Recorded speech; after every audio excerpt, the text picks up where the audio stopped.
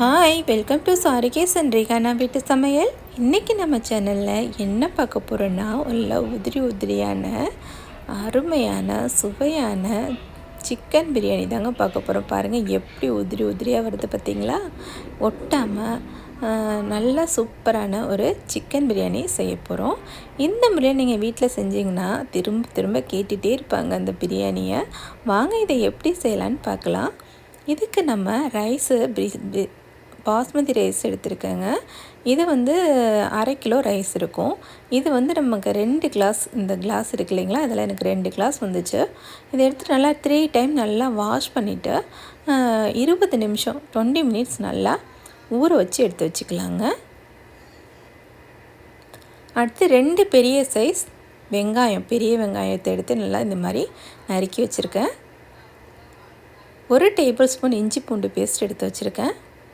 ஒரு அரை லெமன், 4 பச்சை மிளகா, 3 மீடியம் சைஸ் தக்காளி எடுத்து நல்லா நறுக்கி வச்சுருக்கேங்க. அரை முடி தேங்காய் எடுத்து நல்லா 2 பால் எடுத்து புழிஞ்சு வச்சுருக்கேங்க. அடுத்து கல் உப்பு தேவையான அளவு, அரை கிலோ சிக்கனை நல்லா வாஷ் பண்ணி எடுத்து வச்சுருக்கேங்க. அடுத்து ஒரு 6-7 கிராம்பு, 2 மராக்கி மொட்டு, கொஞ்சமாக பட்டை, கொஞ்சமாக கல்பாசி, ஒரு 6 ஏலக்காங்க எடுத்து வச்சுக்கலாம். 1 டேபிள் ஸ்பூன் சிக்கன் மசாலா நான் இங்கே சேர்த்துருக்கேன். அரை டீஸ்பூன் மஞ்சள் தூள், 1 டேபிள் ஸ்பூன் காஷ்மீர் மிளகாய் தூள் சேர்த்துக்கலாம். புதினா, கொத்தமல்லி, தேவையான அளவு சன்ஃப்ளவர் ஆயில் நான் இங்கே எடுத்து வச்சுருக்கேன். ஒரு 5 டேபிள் ஸ்பூன் சன்ஃப்ளவர் ஆயில் இங்கே நான் ஊற்றிருக்கேன். நல்லா சூடாகட்டும். இது பிரியாணி ஸ்டில்லில் நம்ம எண்ணெய் சேர்த்துருக்கோம். அது நல்லா சூடானதும் இந்த ஸ்பைசஸ் எடுத்து வச்சுருந்த ஸ்பைசஸ்லாம் சேர்த்துக்கலாம். உங்கள்கிட்ட பிரியாணி இலை இருந்துச்சுன்னா அதையும் சேர்த்துக்கோங்க, ரொம்ப நல்லாயிருக்கும். அதெல்லாம் புரிஞ்சதும் இப்போ நம்ம வெங்காயத்தை சேர்த்துக்கலாங்க. இந்த பிரியாணிக்கு ரொம்ப முக்கியமான ஸ்டெப்பு என்னென்னா, இந்த வெங்காயத்தை நல்லா வதக்கணுங்க. நல்லா பொன்னிறமாக வதக்கணும். அப்போ தான் நமக்கு நல்லா பிரியாணி டேஸ்ட்டாக இருக்கும். நல்லா பொன்னிறமாக வதக்குனிங்கன்னா பிரியாணி எவ்வளோ நேரம் ஆனாலும் வீணாக போகாதுங்க. அதனால தான் நம்ம இந்த வெங்காயத்தை நல்லா வதக்கிக்கணும். அடுத்து கொத்தமல்லியை சேர்த்து வதக்கிக்கலாம். கொத்தமல்லி வதங்கினதும் அடுத்த உடனே நம்ம புதினாவை சேர்த்துக்கலாங்க. புதினாவை சேர்த்து நல்லா வதக்கிக்கலாம். ரெண்டும் நல்லா வதங்கட்டும். வதங்கிடுச்சு.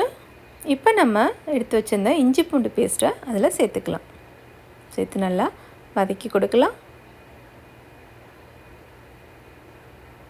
நல்லா வதங்கிடுச்சு இஞ்சி பூண்டு பேஸ்ட்டு நமக்கு நல்லா வதங்கினதும் இப்போ 4 பச்சை மிளகாவை சேர்த்துக்கலாம். கீரைலாம் இல்லைங்க, நாங்கள் முழுசாகவே சேர்த்துருக்கேன் அந்த பச்சை மிளகாயை.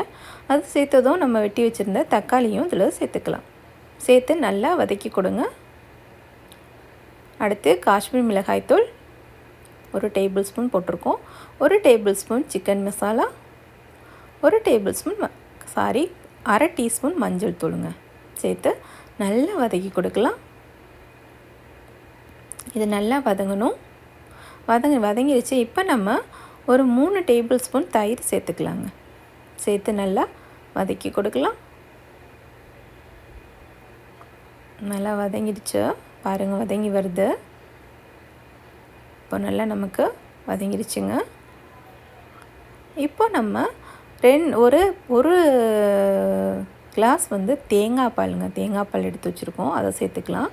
2 கிளாஸ் தண்ணி சேர்த்துக்கலாங்க. 1 கிளாஸ் ரைஸுக்கு 1.5 கப் தண்ணி சேர்த்துக்கணும். ஸோ நம்ம 2 கிளாஸ் ரைஸ் எடுத்துருக்கோம், அதில் 3 கிளாஸ் தண்ணி சேர்க்கணும்.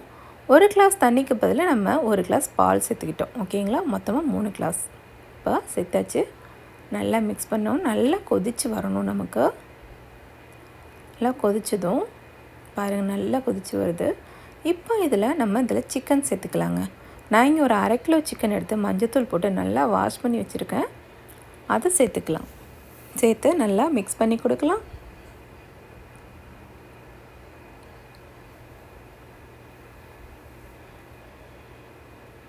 இப்போது இந்த பிரியாணிக்கு தேவையான அளவு உப்பு சேர்த்துக்கோங்க.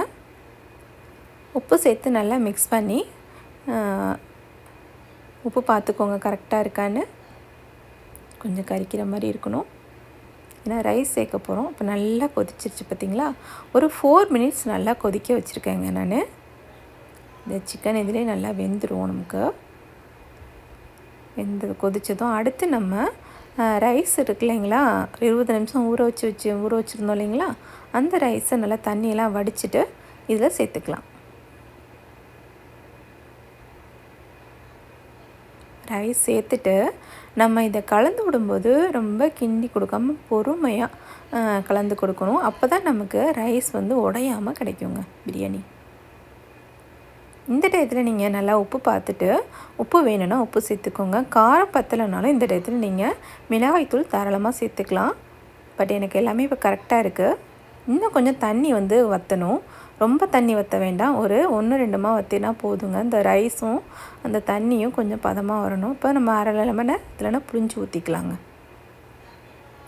இந்த பாருங்கள், இப்போ எந்த பதத்துக்கு நம்ம வைக்கணும் இந்த பாருங்கள், ஃபுல்லாக தண்ணி இல்லாமல் கொஞ்சம் ரைஸ் மேலே நிற்கிற மாதிரி இருக்குது. ஆனால் தண்ணி இருக்குது இல்லைங்களா, அதுவும் தண்ணியும் ரைஸும் சமமாக வந்ததுக்கப்புறம் நம்ம இதை தம் போட்டுடலாங்க. அவ்வளோதான், நமக்கு இந்த பதத்துக்கு வந்துடுச்சு. இப்போ இதை இறக்கிட்டு நம்ம இந்த அடுப்பில் வந்து தோசைக்கல் எடுத்து வச்சுக்கலாம். உங்கள்கிட்ட ஏதாவது பழைய தோசைக்கல் இருந்துச்சுன்னா அதை இந்த டயத்தில் நீங்கள் யூஸ் பண்ணிக்கோங்க. தோசைக்கல்லை எடுத்து வச்சு அது மேலே இந்த பிரியாணி சட்டியை தூக்கி வச்சுக்கலாம். வச்சுட்டு அது மேலே நல்லா நியூஸ் பேப்பர் வச்சுக்கோங்க. இந்த பழைய நியூஸ் பேப்பர் இருந்தால் எடுத்து வச்சுக்கோங்க. அது மேலே ஃபுல்லாக கவர் ஆகிற அளவு ஒரு பிளேட் எடுத்து மூடி வச்சுக்கோங்க. அது மேலே ஒரு பாத்திரத்தில் தண்ணி வச்சு அதை வெயிட்டாக நம்ம யூஸ் பண்ணிக்கலாங்க. யூஸ் பண்ணிவிட்டு இப்போ நம்ம அடுப்பை சிம் பண்ணிடணுங்க. சிம் பண்ணிவிட்டு 20 நிமிஷம் ஆகிடுச்சு. 20 நிமிஷம் ஆனதுக்கப்புறம் ஆஃப் பண்ணிடணும். ஆஃப் பண்ணிவிட்டு திரும்ப நம்ம 20 நிமிஷம் கழித்து தான் ஓப்பன் பண்ணணும். இப்போ மொத்தமாக 40 நிமிஷம் ஆகிடுச்சு. 20 நிமிஷம் கழித்து நம்ம அடுப்பை ஆஃப் பண்ணிடணும் சிம்மில் வச்சுட்டு. அதுக்கப்புறம் 20 நிமிஷம் நம்ம டிஸ்டர்ப் பண்ணவே கூடாது. அதுக்கப்புறம் நம்ம ஓப்பன் பண்ணி பார்த்தா பாருங்கள், இந்த மாதிரி நமக்கு கிடைக்குங்க. சூப்பரான பிரியாணி உதிரியாக நமக்கு கிடைக்கும். ஸோ இதில் வந்து அடி பிடிக்காது. பாருங்கள், எங்கேயாவது அடி பிடிச்சிருக்கான்னு பாருங்கள். உங்களுக்கு காட்டணும், எல்லாத்தையும் எடுத்துகிட்டு காட்டுறேன். உங்கள் கண்ணு முன்னாடி தான் எடுக்கிறேன் பாருங்கள். கொஞ்சம் கூட அடி பிடிக்காது பாருங்கள். எப்படி இருக்குன்னு பாருங்கள். கொஞ்சம் கூட அடி பிடிக்காது. நல்லா உதிரியாக இருக்கும். டேஸ்ட்டு செம்மையாக இருக்குங்க. சாப்பிட்டுட்டே இருக்கலாம் போல் இருக்கும். வீட்டில் கண்டிப்பாக நீங்கள் இந்த முறையில் பிரியாணி செய்யுங்க. இந்த முறை இன்னொரு சொல்லிடுறேன் நான். நம்ம அடுப்பில் வந்து தோசைக்கல் வச்சுட்டு தம் போட்டோம் இல்லைங்களா, உடனே நம்ம அடுப்பை சிம் பண்ணிவிட்டு 20 நிமிஷம் கழித்து ஆஃப் பண்ணணும். ஆஃப் பண்ணிவிட்டு 20 நிமிஷம் நம்ம ஓப்பன் பண்ணவே கூடாது.